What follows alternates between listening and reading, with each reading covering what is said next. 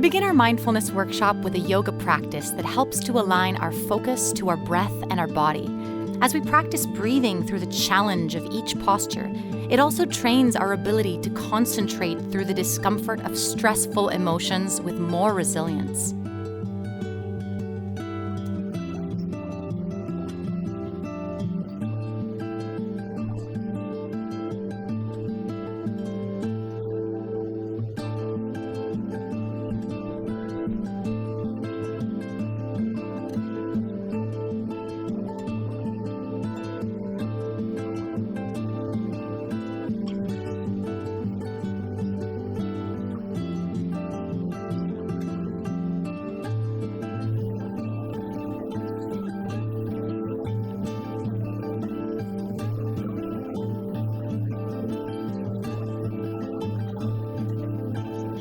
Yeah, definitely. That's why I have to kind of like tire my body out to exhaustion to keep the demons at bay. Yeah.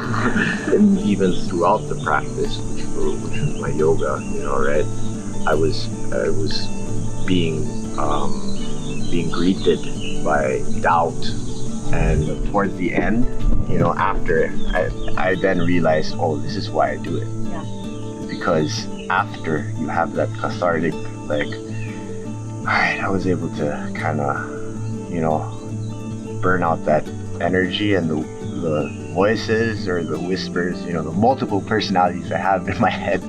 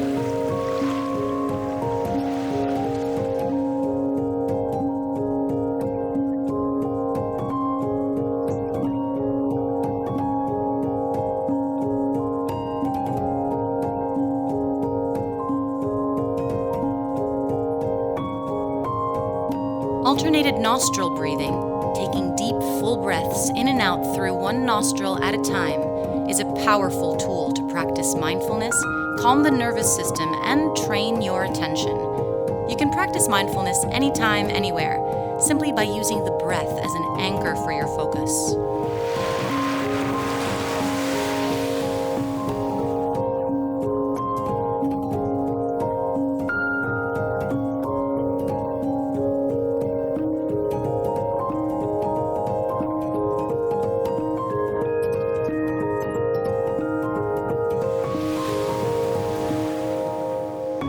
As a community, we love outdoor walking meditations where we observe our breath and we focus our attention on all the beautiful details of our surroundings.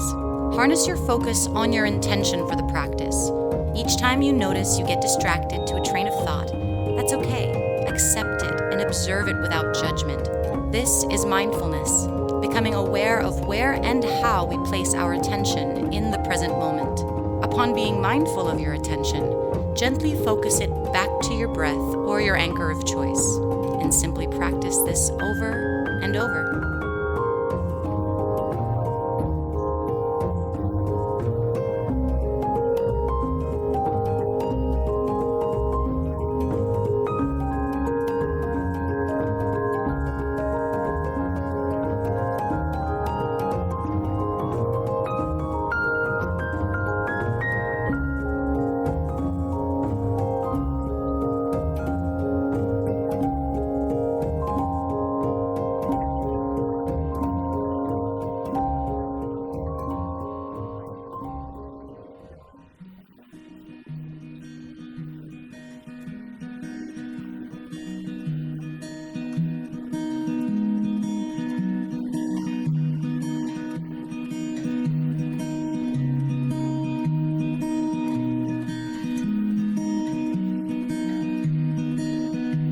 It's a challenge. When did you kind of first have that need to look good pop up for you?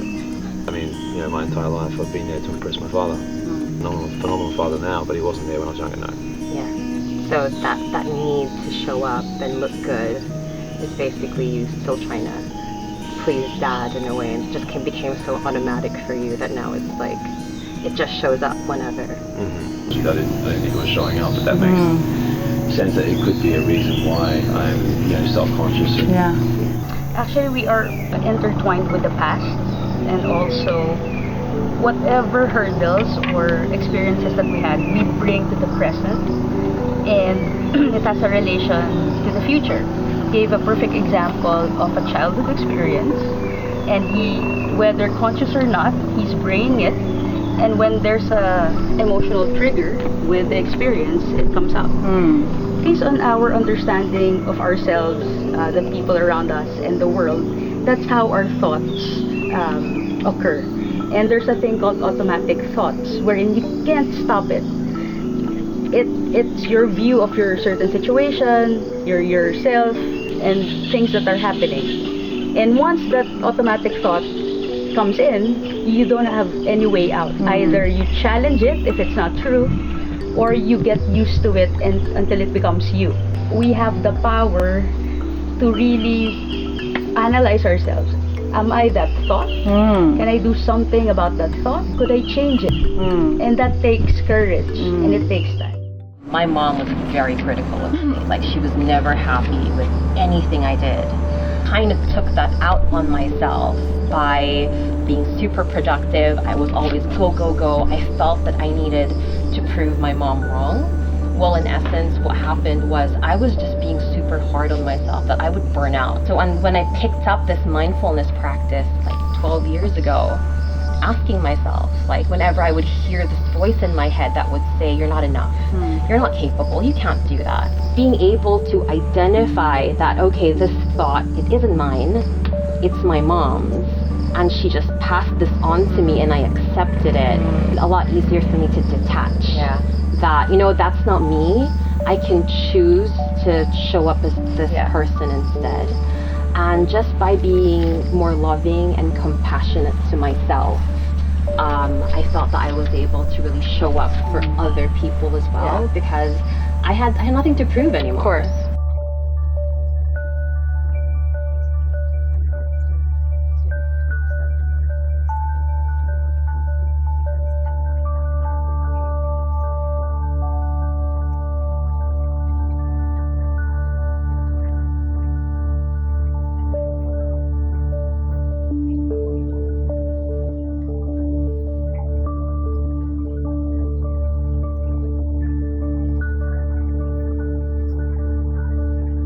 I'm not very good at being extraordinarily present in the moment without trying to think of the future or the past or it's just something. My mind's going crazy all the time.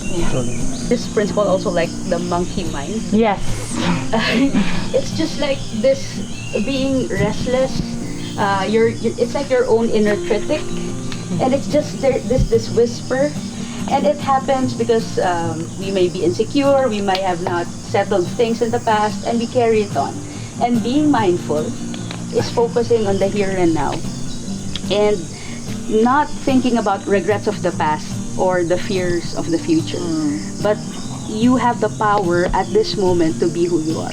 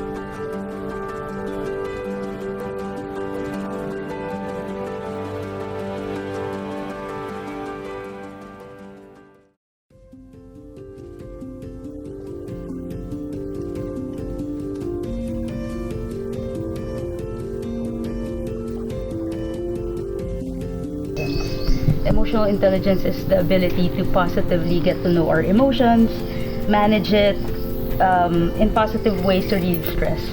It's not taught in school. You're not taught. Yes, it should be. Emotional literacy should be. Exactly. It will be. It will be. I hope so. If you want to be good in math, you study math. Yeah. If you want to be good in emotions and thoughts, you study your thoughts and emotions as well. And we are not trained to do that. I don't know in other countries, but here in the Philippines, we are taught to suppress. yeah, Suck it up. Just happy. We can only be happy. like a winner. Yeah, we don't have problems. You set aside. You laugh about it. You cry or you sleep it off. You're having an identity crisis right there, and then it's not processed. And there are a lot of misalignments on your being.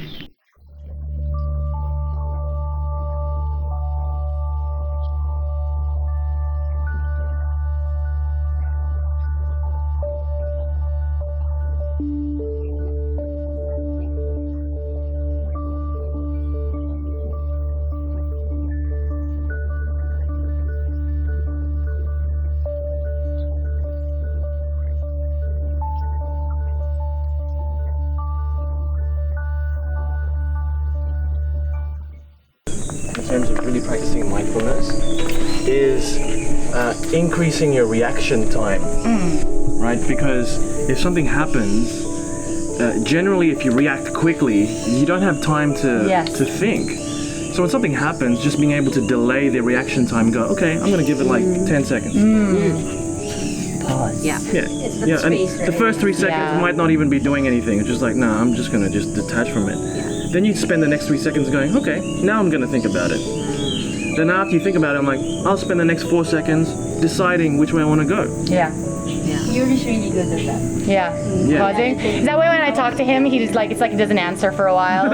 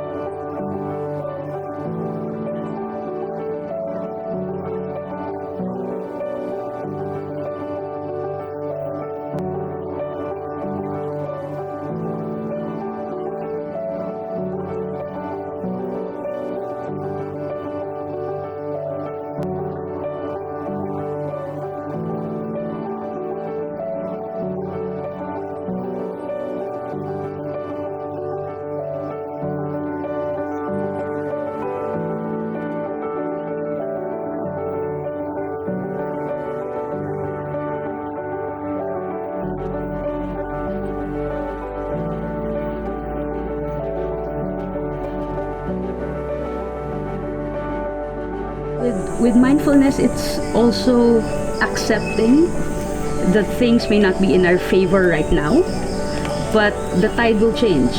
But it's that moment of acceptance, and that gives you freedom, actually. And it relieves you once you accept things, whether it goes your way or not.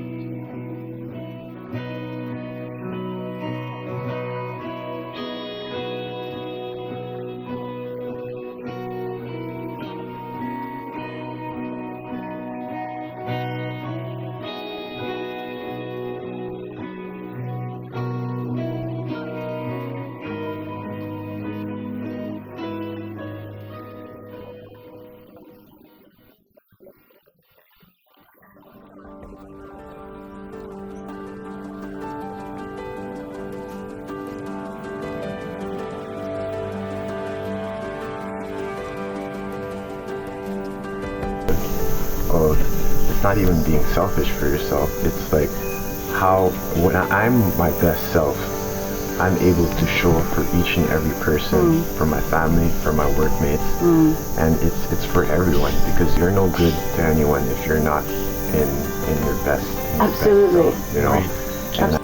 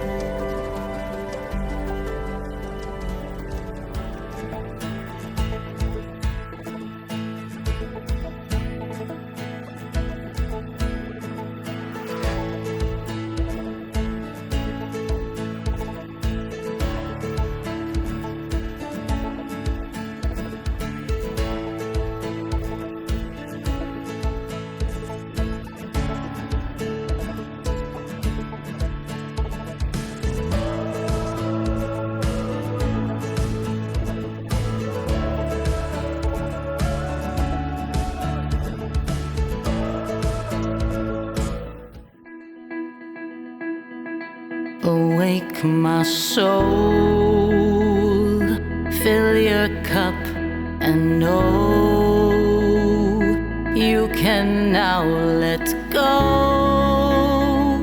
of all the things tomorrow that you can't control. Wake up and find your joy. Wake up, you have a choice. Open up your mind and choose to open up your heart to what you find, and you'll know what to do.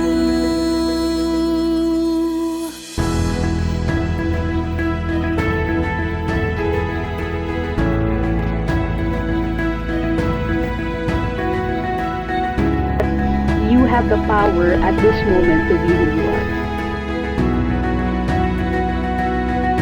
It's time, I know.